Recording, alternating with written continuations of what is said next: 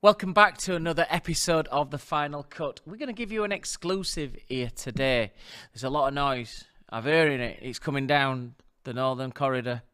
It's coming from Manchester. It's called Aircon, the new show, the new kids on the block. We're going to be interviewing Jane and Michael from Assembly, who's going to tell us all about the brand new show, To It the UK.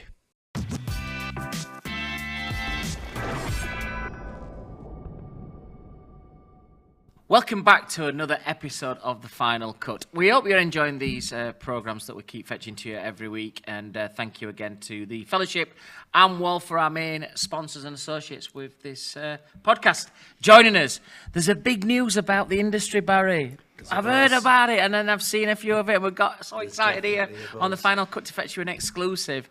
I keep hearing, have you heard about the air show up in Manchester? Love it, because I'm from the north. You are as well, aren't you? I was.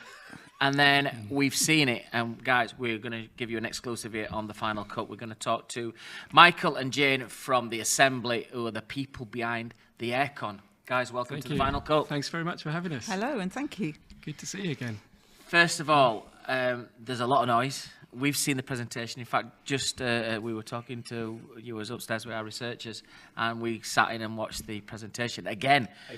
And I saw it probably back in like July, August time, and even now in September I'm watching it and I'm like, wow, that's getting even better. We're going to talk a little bit about Aircon and what it is and what you're going to be doing. Just first of all, just a couple of minutes on each one of you, just a bit of background about who you are and what your names are and all that kind of stuff. Okay, well, I'm Jane Galpin, and my background is in fashion and design. I was very lucky to have been taught by Jeff Banks when I was, in my learnings, if you like. He offered me a job at the BBC on the Clothes Show. So we launched BBC's Clothes Show, for those that remember it. I do. Barry definitely remembers it. Sunday Simon. night. Yeah, Sunday for the night, family, Sunday staple night. thing. So it was a sort of global magazine programme. And we filmed all over the world stories from, like Milan Fashion Week, knitting bishops in Scotland, one of my favourite stories, to, Dr. Martin's sort of, what was their 25th anniversary way back. But, whatever the story was, we were there telling that story. We used to film hour-long specials of the British Hair Awards. It was BBC's rock solid show, and it was sort of for the family. Because Jeff used to compare it years ago. My first ever British Hairdressing Award, Jeff Banks used to be the compare. That's right, yeah, absolutely. So we really sort of led the industry, with sharing so many insider stories with the consumers, with the viewers. It was fantastic. And we went on, so I worked on that its entire lifetime, all the episodes. It was full on and amazing experience. Everything was shot on location. So sort of event and experience was sort of part of my nature, because we never had a hub like you've got here, Simon. Very nice. Oh, listen. Yeah. This is it. This is the new home of The Final Cut here at SE1 Studios in London. Place to be. I've been camped here for 3 months. You're lovely. Try it like royalty as well. Yeah. So, and then we launched Clothes Show Live, which was really exciting. So the very first one we launched at Olympia, and the queue in the pouring rain went around the whole building. We took the whole building. It was so successful in, giving access to the consumers, if you like, the incredible things that are going on in the industry. We had all the top hairdressers there. It was just so exciting. So we did that. We moved it up to the NEC, but it was really exciting times. And then how long did that last for, that show? The Clothes Show went on for 30 years, about 31 years. Can't remember, that's so long. Yeah. And started on your 40th. Yeah. And I say Clothes Show as in Clothes Show Live. The actual TV series was about 12 years. So yeah, so it evolved from the television program. So it was editorially created in what its experience could be. And working with hairdressers, I love working with hairdressers, as you guys well know. And it was really exciting to sort of work, with, Trevor Sorby, Charles Wellington, Nicky Clark, and Errol Douglas, and all of these guys. We like a bit of name dropping on The Final Cut. Don't forget Barty. Oh, Barty. Well, that was 10 years younger. That's another show. Oh, yeah. There's more to come. There's loads more to come, so I'll be really brief because it's a long history. But we launched Style Challenge because we were the first people to do makeover on television. So we created a special programme at Pebble Mill. So we had a fantastic team. Pebble Mill. Yeah, Pebble Mill at 1. Well, that's where Is that where Crossroads were filmed as well? No. Oh, okay. Showing me age now. Yeah, BBC, darling. Was Crossroads BBC? I can't remember. I can't remember. We're only 2. But yeah. Stone. But in the studio, it's at Pebble Mill Studios, and we would film sort of about 12 programmes over a weekend, so it's very exciting. Lots of hairdressers. So we'd have hairdresser against hairdresser on Style Challenge, and it would be this sort of, you know, race against time with a live audience, and we would film like 4 shows a day. And yeah, so it was great. So we would have top fashion editors there, you know, top makeup artists, and the hairdressers became very top names. Did they become bigger celebrities? They did. As a result. I think looking back, you know, I can remember it and doing a couple of them, but really early part of my career. Yeah. It met a lot of people, though, that, because you remember, like, your Charles and Trev, they all kind of launched their product ranges at the back of Style Challenge, in particularly. It used to be on every morning. Yeah, I used to get bombarded by hairdressers wanting to get on in the show. Yeah, I was very popular back then. Yeah. As a precursor to a product launch. yeah. But it, you know, the power of the professional hairdresser is beyond. You know, the moment when the mirror would spin, and every contestant just went to the hair, and you see all the audience just, you know, like just waiting for the reveal, the response, because a mirror would spin, and you know, hair is part of the body, you know, and the empowerment, the confidence boosting, the you know, the mental health, you know, powerful aspects of having your hair feeling so great was just beyond, and it was really exciting. We had Andrew on a few months ago, and he said to us that when he did 10 years younger, that when the mirror turned, the first thing that the client said, "Oh, look at my hair, it's fantastic," and the producers and Talkback were saying, £30,000 worth of surgery. "Yeah, what about your teeth and your eyelids have just been stapled to your forehead and all this Botox you've had?" You know what I mean? But it's like first thing you've mentioned is your hair from this kid from Barnsley who looks like Simon Shaw. So, Michael, a little bit about your history. Yeah, sure. Well, I suppose I'm a serial event launcher. I've launched something like 30 trade and consumer events across multiple industries, but lots within the creative sectors, lots within sort of interior design and architecture. So not from a hair background, but from an events background. And these have been launched all over the world. I've done stuff in Africa, obviously a lot of stuff in the UK, most recently out in Asia, where I launched a show called Design Shanghai, which became the biggest design event throughout the whole of Asia quite quickly. So a lot of what I've done has been in the creative sector, so it's quite similar in terms of working with, obviously, the hair industry, because run by so many creatives like yourselves. The team were telling me as well as we were preparing these interviews, has there been a big award just been presented to Assembly, your company? I should have brought it with me, really, shouldn't I? Yes. We have had people on this show fetch their trophies in, if you want to be honest with you. Not small ones, no. Yeah, we did actually. The conference and event awards was a couple of weeks ago, and the Assembly company, Jane and I, and our business partner Nancy Run, was awarded the events team of the year. So wow, pretty good. We're 2 years old, the company is really. I mean, just really coming out the other side of COVID. So yeah, pretty pleased with that. It was fantastic. So exciting. Leading us on to Manchester. I feel like going, Manchester, we've got this aircon. I've seen presentations. I cannot wait to see some of the stuff. But first of all, Michael, come to you, and then we'll hear it off you, Jade, as well.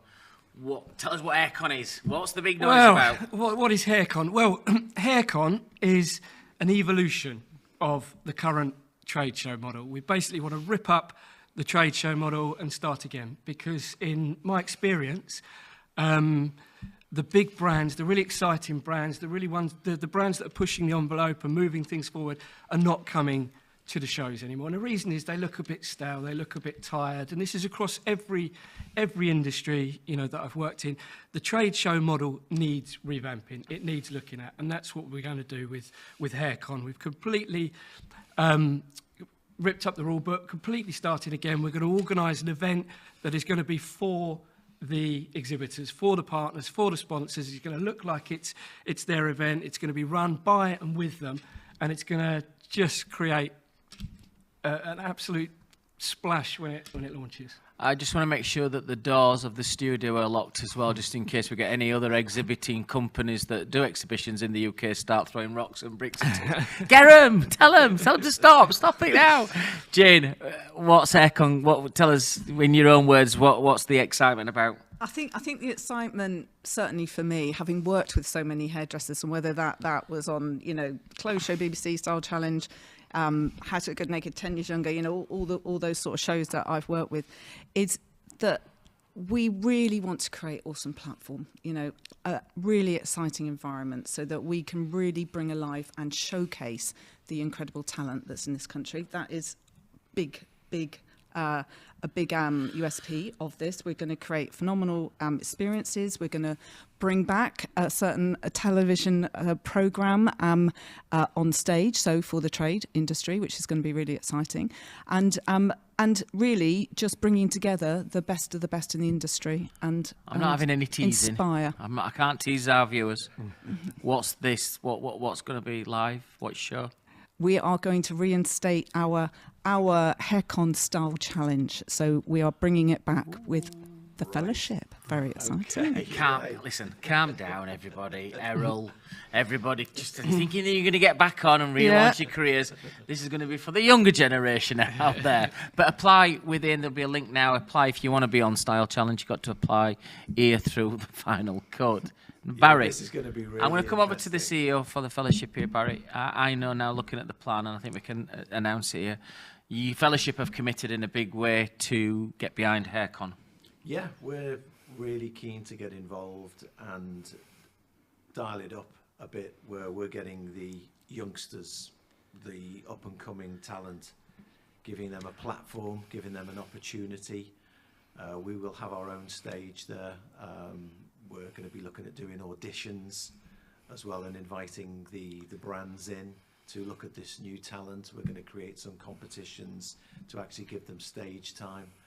And we are really, really excited. And we're also going to have our President's Night on the Monday night as well. Well, actually, evening most of the night. So that's a shift for us out of London, up to Manchester, which again is breaking the mold. Is that the first time the President's Night's gone outside of London? To the best of my knowledge. In 76 years? I believe so. Wow, okay. Oh, listen, Southerners, once you get past Watford, people will say hello to you. They will be friendly for no reason. They will come up to you and say, how's it doing, mate? You having a good day? Don't be offended. Please do not report them. Just blend in with the Northerners. It's a very friendly atmosphere up there. It is, generally very friendly. Just on that one, though, I heard upstairs, I'm a little bit excited with this one. It's where a lot of people fall down at exhibitions is you've got things planned on an evening. Not only do we have the Fellowship President's Evening, but when all the amazing stuff through the days happen, the style challenges, the beautiful stages, the new brands, a new breed of people, you're going to do something on an evening as well? Absolutely. So the idea behind the event is we're doing it in the O2 in Manchester. So we're not doing it in a typical exhibition hall. We're doing it in an exciting music, production, entertainment venue. And that's the idea behind the event. So as well as the trade show environment during the day, it's going to feel more like a festival than an exhibition. There's going to be things going on multiple stages across the room all of the time. And then at 5 o'clock, when the business is done, the stages are going to come alive with entertainment, with DJs, with awards, with parties, and we'll go on into the small hours. Well, yeah. I mean, for you younger people, you may go into small hours, but for me and Barry and Jane, we might be on oxygen somewhere.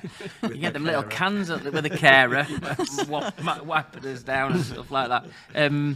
This for us as well, we see in the venue, which is just outside Old Trafford, the O2. That's right, Manchester. unfortunately. It's just outside Old Trafford, but you can't have everything. Being an Evertonian, I love it. I'm actually gonna camp myself at that hotel football and just have one of those nice little suites looking out onto Old Trafford. What a fantastic venue! You've made me here. I tell you what though, what I was thinking earlier is that.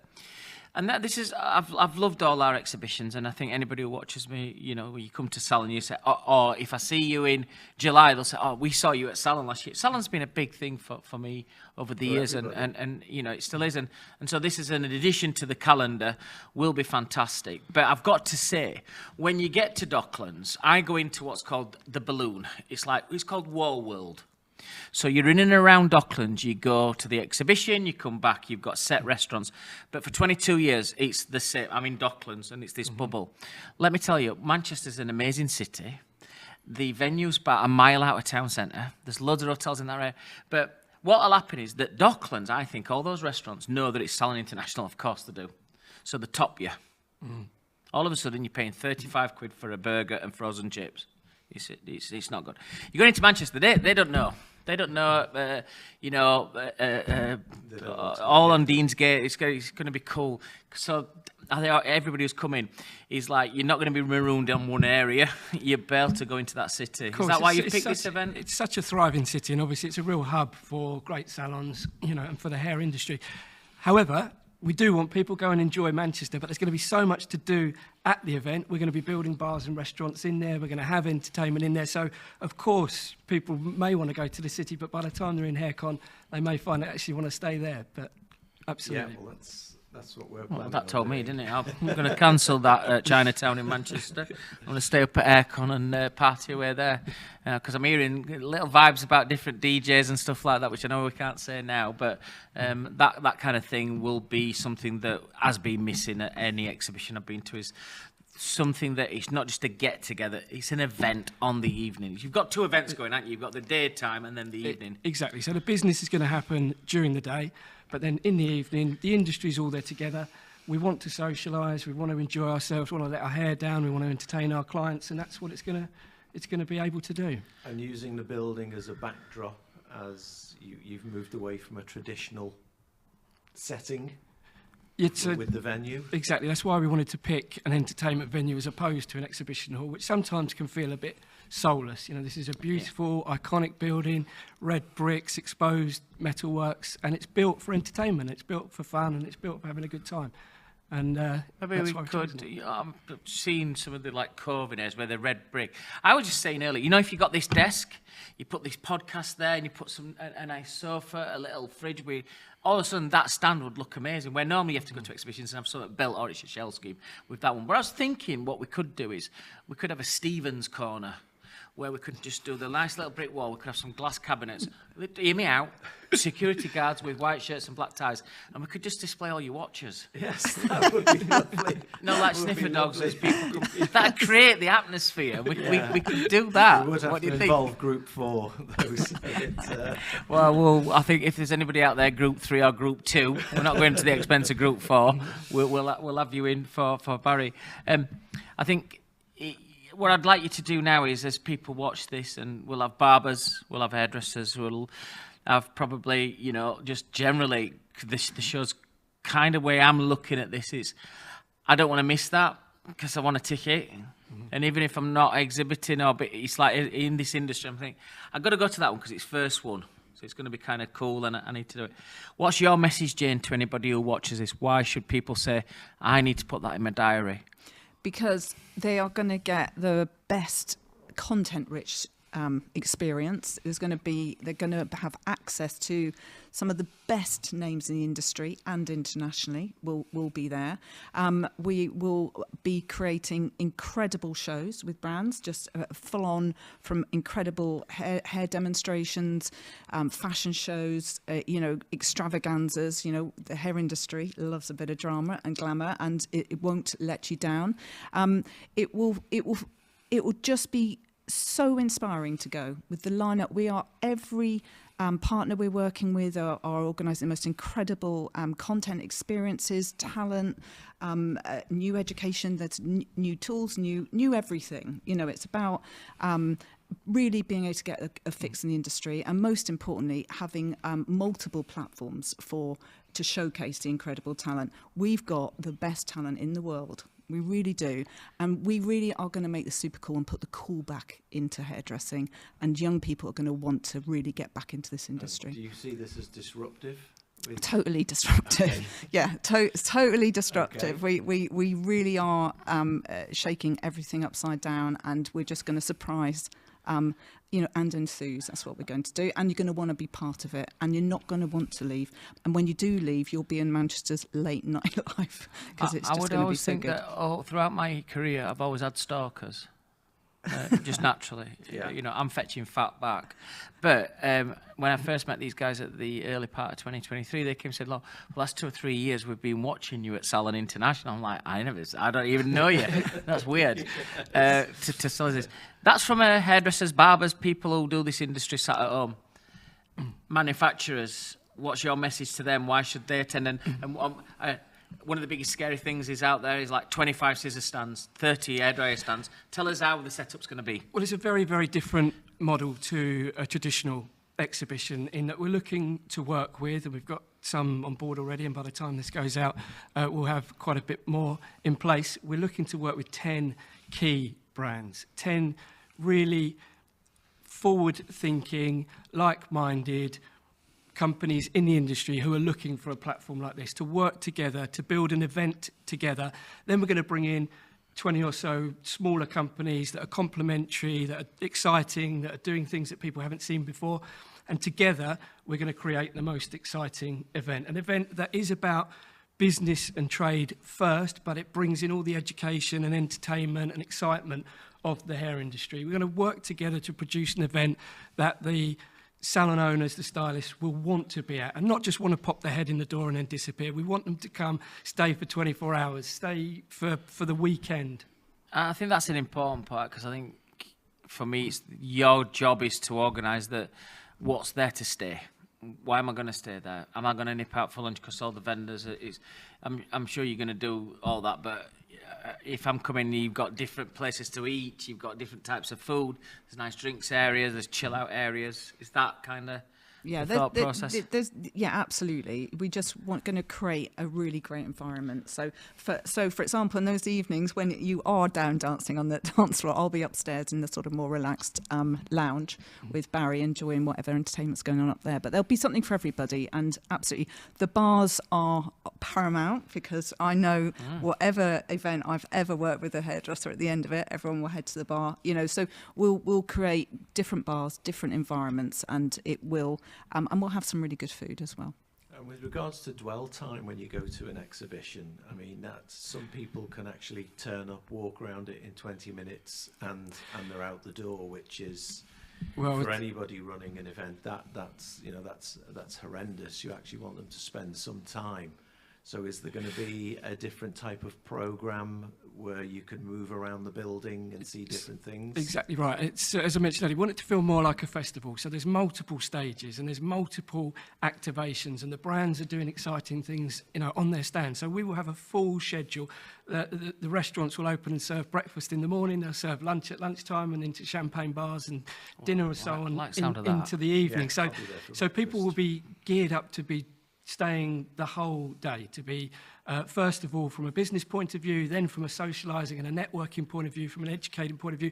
There'll be clashes of things on their schedule, so they'll be running from one stage and running to another meeting, more like a live TV studio than a typical sort of conference. And interactive as much as possible, because what we've seen on the events that we've put on is that people really want to get up close and personal to see what's going on the stages now. And another bugbear I have is, and Simon is one of the main causes of this, is all of the stands competing against each other on volume, where it just becomes noise.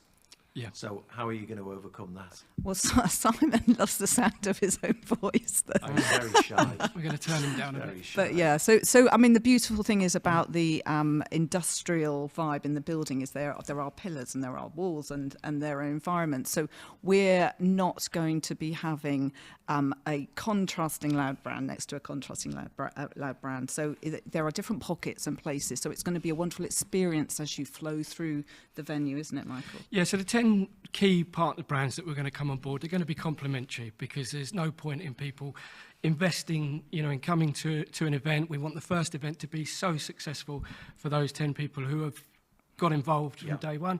So there's not going to be too much competition between those brands. Everybody's going to have their own space to produce their own activation within the confines. We're not all on top of each other. And also, obviously, the stages and the programming and the way that we'll be running that will be far enough apart so that there's a real buzz and a noise and an atmosphere around the place, but plenty of room for everyone to relax. So what attracted us was a shared main stage, where effectively you're going to be able to showcase with a full media production behind it. So this is the idea. It's about creating this economy of scale where all the brands that are working together will share the cost of these things. So we know that all the key brands in the industry have budgets for the education pieces, for the training, for the shows, and for the retail. What we're doing is taking that, putting it all together under one roof. So we'll build a big multimedia stage. The brands will each have time on there, but again, there could be shared costs on there.